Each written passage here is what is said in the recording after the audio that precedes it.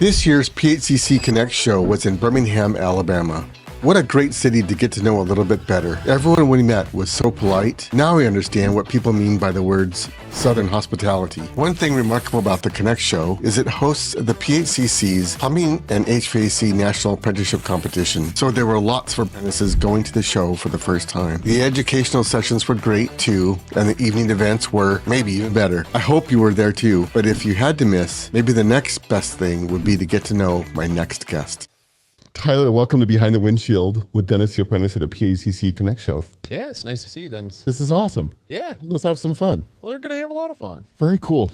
So one reason I'm super excited for you to be here is one thing cool about this trade show, PHCC Connect, is they've got the National Apprenticeship Championship. And I found out that you did that one time. I did. Awesome. Tell me about that. Talk about the nerves. Yeah. That's number one thing is it is very nerve wracking. You got your plans right away in the morning, and this is what you got to do. Here's the specs, and this is the only amount of pipe you get. These are the only fittings that you get, and go to town on it. And you got all these people walking around watching you, talking, taking pictures. It's fun though. All the different people that get to meet from around the country, different apprentices, and a lot of fun. Awesome. And you won? I took first place. You took first place. Awesome. And what did you get? What did it mean to win first place back then? Man, talk about just being excited. Like, how did I just compete, take first place in the United States? And it's just fun. Yeah. I mean, it's like winning the Super Bowl. Right. Yeah, right. That's what I compare. I didn't even realize there was a national competition until maybe 2 or 3 years ago. Really? Yeah, I had no idea. I don't think many people even know that you can compete like wrestling or basketball in high school. You can actually compete and see how good you are. Yeah. And find out you're very good. Yeah. Well, I mean, obviously they have that for HVAC over there as well. Yeah. Yeah. Very neat. Super cool. So did that open doors for you? Did you make friends that... I made a lot of connections. Obviously it's during PHCC Connect event. So got to meet a lot of contractors, a lot of vendors, manufacturers, reps. So it was definitely like a foot in the door to getting where I am today. Awesome. Let's talk about that. So where are you today? I am currently the secretary for National PHCC. You're a National PHCC Secretary. So you work in a family business. Yep, I am a third generation master plumber. You're third generation plumber, but now you're on the national stage. Who would have thought, right? Who is this guy? Yeah, but who's this guy? He doesn't have any gray hair yet. He's not an old guy. Yeah. Hey, I got a face for radio. Yeah. Awesome. So there's positions open for young people. There are many positions open. Yes. That's the point we're trying to make. We need more young people. Yes. The trade is, most of the backbreaking work is done by the young people. Right. And without young people in the trade, we're not going to have any more. Right.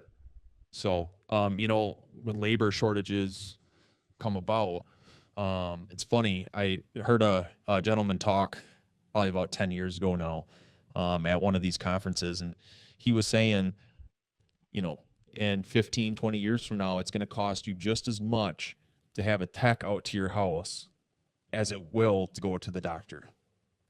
Yes. It's scary. Probably more already.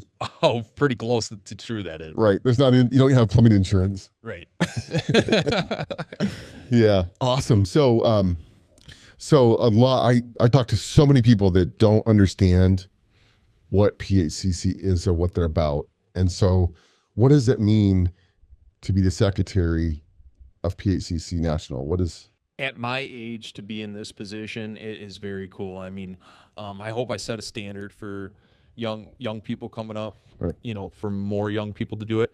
But PHCC to me, first and foremost is family.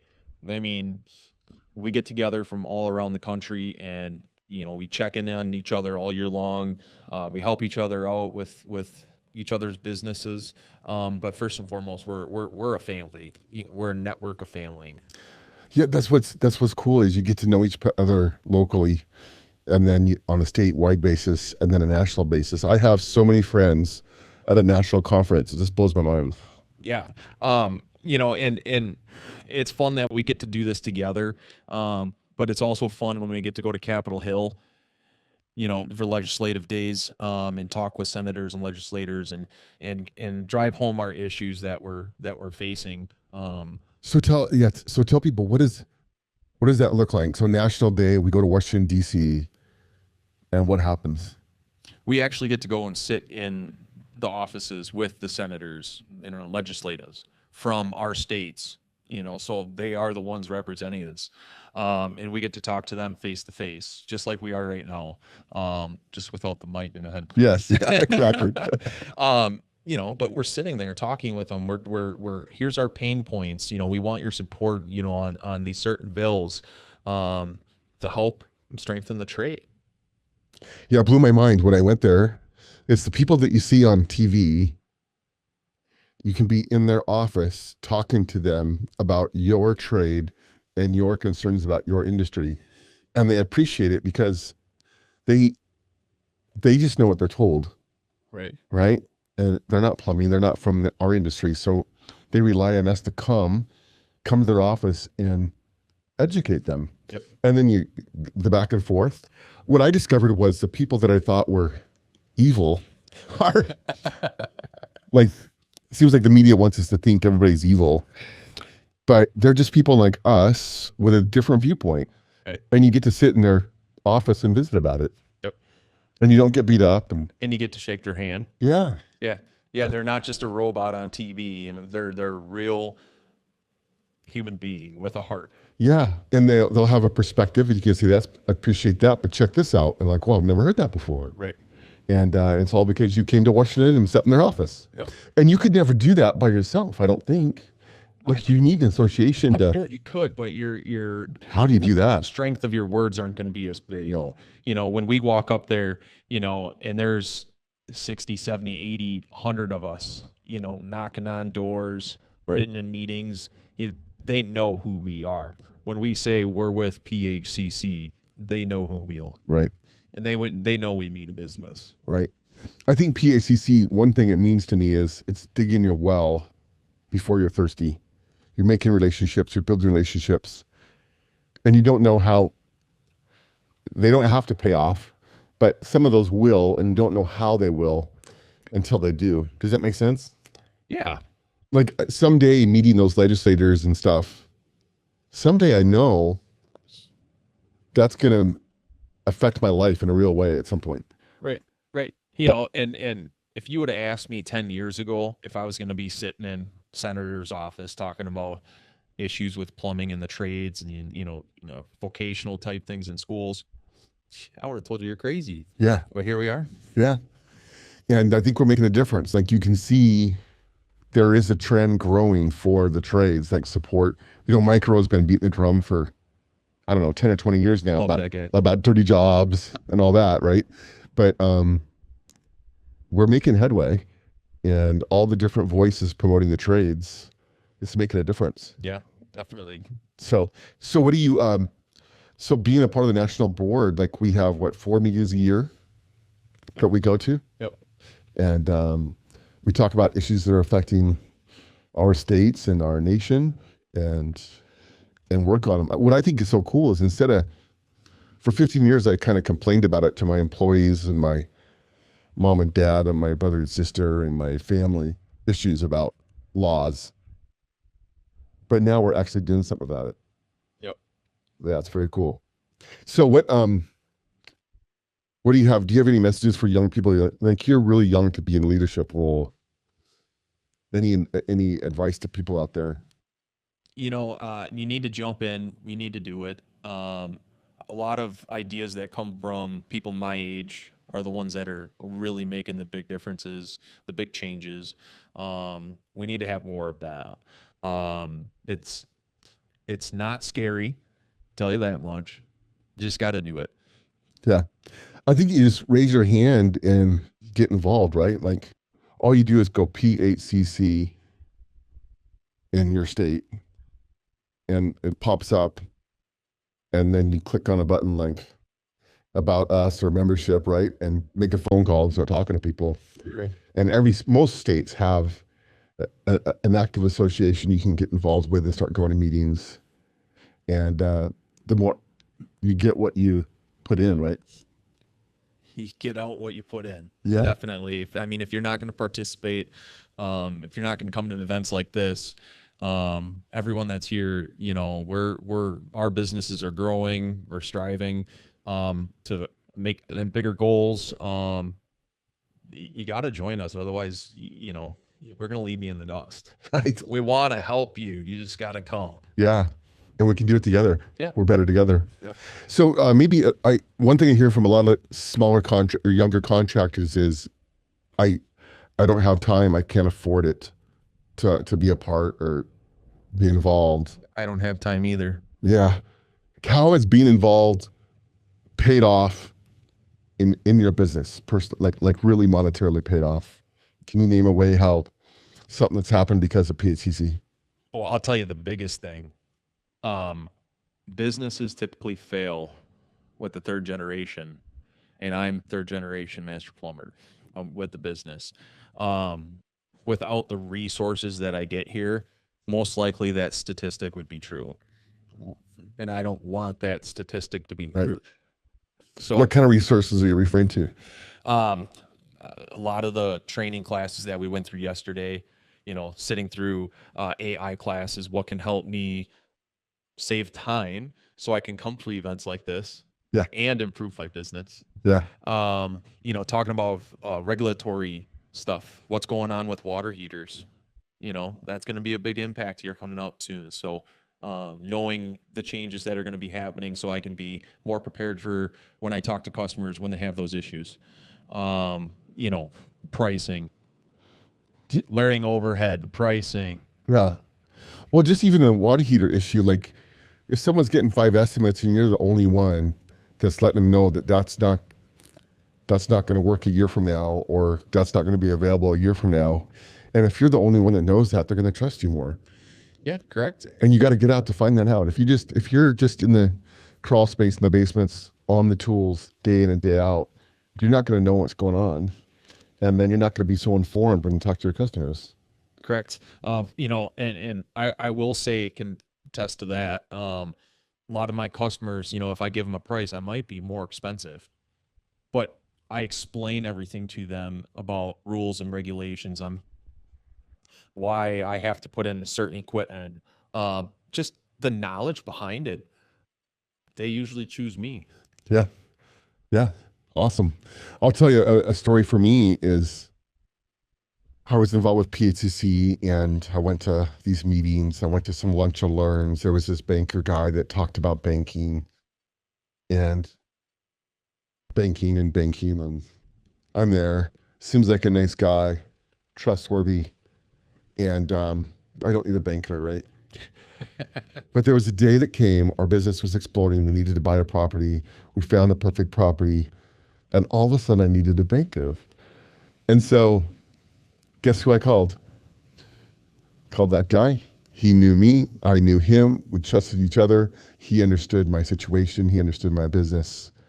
And he's been my banker forever. And it was all because of PHCC.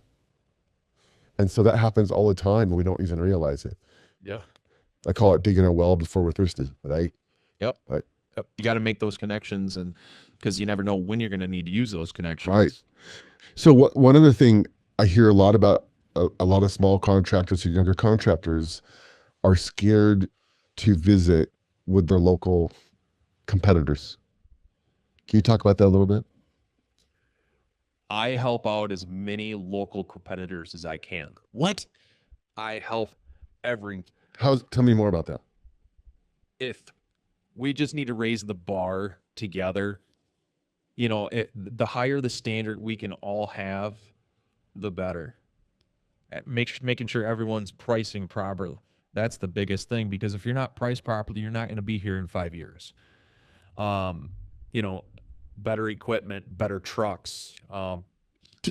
That's Let's talk about pricing really quick. If you're in business, your number one responsibility is to be profitable. Correct. If you're not profitable, then you can't take care of your customers. You can't warranty your service. You can't train new people. You can't keep your trucks maintained. No one's going to come to work for you. Then when you fail and they call for a warranty, you won't be there. It's completely irresponsible not to be profitable. It's a disservice to your customer to not be charging accordingly. And your family. And your family. Be profitable. It's okay. It makes the world go around. It's not, I mean, if you want to grow, if you want to expand, if, like I said, you want to be there 10 years, you don't need to be, this money hungry person, but you need to be able to operate your business to be there for those warranty works. Right. Or future Right. projects. So has helping contractors in your area, what has that done for you?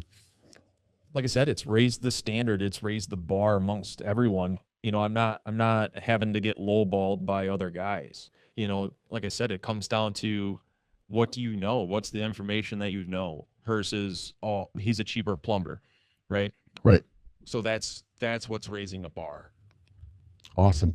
How many members do you have in your area? We're in the, I think, upper 20s. Okay. Yeah. Okay. Yeah, we some states have 0. Yeah. There's some states with huge numbers of PHCC members. It's kind of bizarre. There's some strongholds. You got California, New York. There's some very strongholds. Yeah.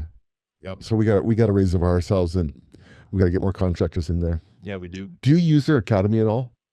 I have not used it yet. Yeah. We have not. I haven't either. We have not had an apprentice in a while, Yeah. and we have an apprentice now.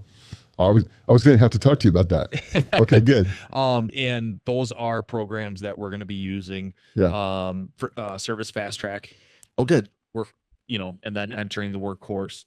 So those are all online learning modules that our foundation has that we're going to be using.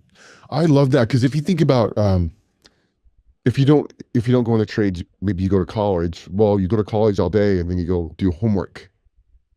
In the trades, it seems like most guys work all day and then go drink beer or whatever. It's like, why not have an hour or 2 a week of learning some stuff that will help you well round your experience and your knowledge, right? Correct. It's easy.